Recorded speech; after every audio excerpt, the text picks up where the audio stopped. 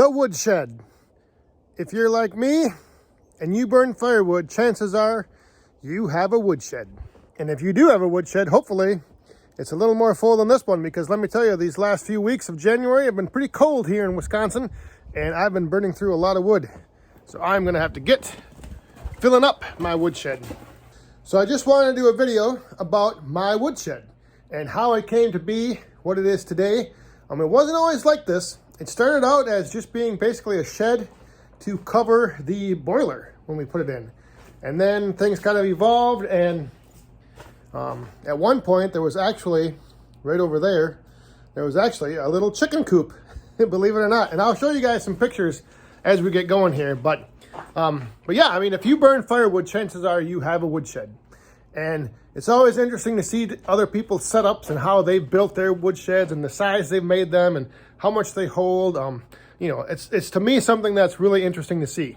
I know if you ever heard the saying, I'm going to take you out back behind the woodshed, you may think that the woodshed kind of has a bad meaning to it, or something bad happens out behind the woodshed. And I'm not so sure where that saying came from or what it really means, but we're not out behind the woodshed today. We're just going to be inside the woodshed. And I'm going to show you guys around a little bit. And like I said, I'm going to show you some pictures from long ago of, you know, what this used to be and now what it is. And then I want to talk a little bit about what I want to make it going forward and kind of make some changes and some updates to it. So with that, let me just show you around and give you a little history of my woodshed. So when we first built this house, on the lot, there was this old concrete slab that you can see here. I ended up having a new concrete slab poured to put the boiler on, but there was an old concrete slab. And going around that slab was an old concrete footing. And it ran all the way around. Let me just go outside here. And it ran all the way around the one half of what looked like to be just an old outbuilding that used to be standing here. So we decided to use this footing to basically build a shed over top of the boiler. So I had the concrete slab poured. And then we got the boiler put in. The boiler, we ran the underground tubing to the house. We had everything hooked up. And then after a little while, you know, after thinking about it, my dad said that, you know, we should probably put a roof over the boiler just to make it last a little bit longer so it wasn't out in the elements. And also just so when you're out here loading the boiler in the evening and when it's snowing and when it's raining, you didn't have to be out in the elements. So originally we had built this with that wall right there as like, that was the edge of the shed. And, you know, so basically it was just this little room with the boiler in it. I was able to stack wood all along this wall and all the way over to here, and then as high as I could stack it. And that is what that door, that little opening in the shed right there, that's what that was for. Like, that was basically my wood chute. Like, that's where I would throw the wood in onto the floor, and then I would stack it in here. And then the other idea was I would stack my wood out here, and I would, in the winter, I would just bring the wood from out here. I'd bring it in right into the shed. And at the time, I didn't have this wall here either. This was all open. So I just had right down here basically was where I started stacking the wood. As the winters went on, I started to notice that I was always running out of wood. And I don't know if you remember me talking about the one winter where I rented a U-Haul truck.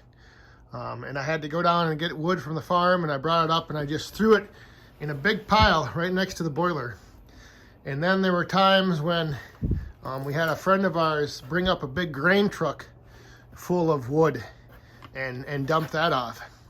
And so after a while, as much as I liked having the little chicken coop built into the corner of this shed, and you can see here, like, this is the wall, this corner is where I built that chicken coop. And the reason we never built this addition on, or this roof on the shed, is because originally there was a bunch of trees here. There was actually a fairly decent sized cottonwood tree here, and then there were a couple other smaller pine trees in here.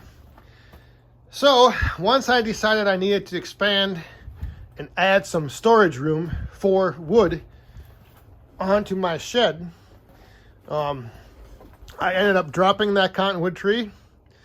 That was one of, like, at the time, that was probably one of the biggest trees I'd ever dropped. And I put it right between the fence posts. So I was kind of proud of myself there. Actually more surprised that it actually didn't take out one of those fence posts. So after the trees were cleared out, I took apart the chicken coop. So once I had all those trees cleared out from inside that foundation, that's when I added on and extended the roof. And I extended it out to make this whole area available for storing wood and bringing wood in. And that really made a difference with the amount of wood. It still didn't hold enough wood for the whole winter. So I was continuously bringing wood in, either that door or throwing wood in out here. But it really helped to be able to, get wood under a roof. I will usually always run low come spring, as you can see here.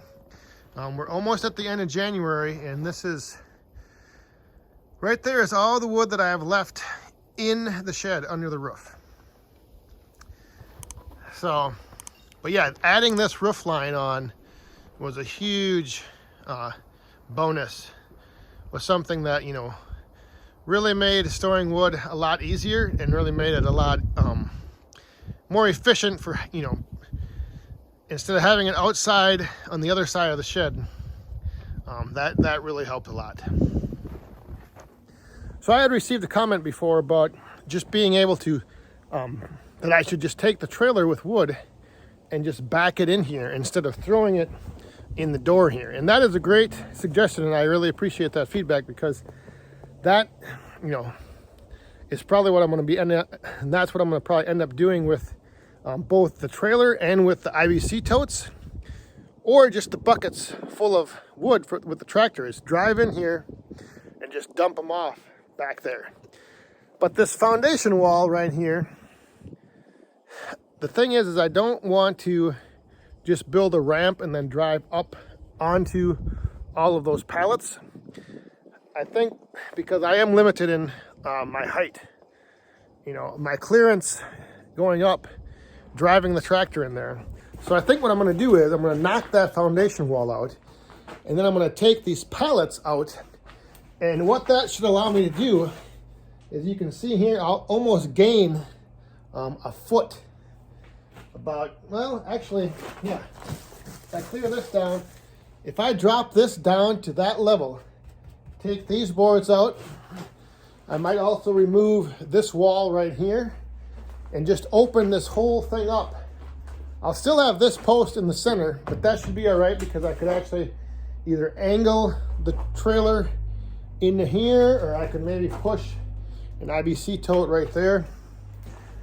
Either way, I think it will give me better options if I'm lower than if I'm higher and driving on those pallets. So there's another shot of the ground level in here, and then it does raise up that high, and then these pallets are on the other side.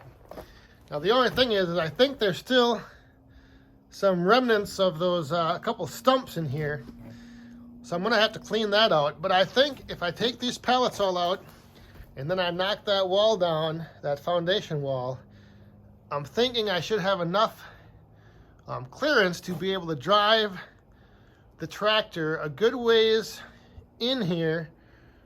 If and for sure I'll be able to back the trailer in. But I'm thinking as far as bringing in IBC totes, or bringing in just a bucket of a split wood, and just, you know, even just dumping it right here, that's, you know, I'm only that far away from the boiler. So from right here to my loading blocks into the boiler, that's not bad. And then that still leaves me the option to, you know, stack a row up, build a wall, stacking that up. So I just think that that's going to be probably my best bet, because like right now, you know, this, I don't have a lot of clearance for height. If I take that down 10, 12 inches, take these pallets out, like I said, I think I'm going to remove that wall. I'm going to open all that up, and then that should allow me to get a little bit more wood in here for storage, but it will also allow me to bring in the trailer, bring in a tote, you know, all that stuff. It should make things much easier. So there it is. There's the story of my woodshed. You know, kind of what it was, what it became, and now what it's going to become going forward, as far as putting wood in here to feed the boiler all winter long, and being able to, I guess, bring wood in another way besides just tossing it by hand, stacking it. I mean, you know, all this wood right here, like as far back, what we would end up doing is throwing it in, picking it up, stacking it, or carrying it from the trailer over there and stacking it. So I think now, you know, it'll just be a little nicer to bring in, you know, an IBC tote, and then once that tote's empty, I could take it out, go back to a stack, refill it back up. I mean, if I don't have enough IBC totes to last me all winter, because obviously that'll take a lot of IBC totes, but I'll be able to take that tote back to like a stack, fill it up, bring it back in here, and I can just bring wood in as I need it, or I can use the trailer. The only thing with the trailer is if I load it up with a whole bunch of wood, then it's going to be sitting here tied up until I get through that wood and I unload it and burn it. So I think that'll do it. Just a little trip down memory lane of the woodshed, and showing you guys just kind of the history of my little shed here. My dad and I, like I said, we built it one summer, and ever since then things have just kind of been changing and changing, and now we're going to change it some more. So hopefully change will always be for the better. We'll find out. First big thing is going to be getting this foundation wall out of the way, and I'm a little concerned because it's like I said, I might have to, I don't know how that jackhammer is going to handle it. I should probably wait until it's spring so the concrete's not frozen. I don't know if that'll matter or not. We'll see you guys next time. Stay safe, have fun, and be cool.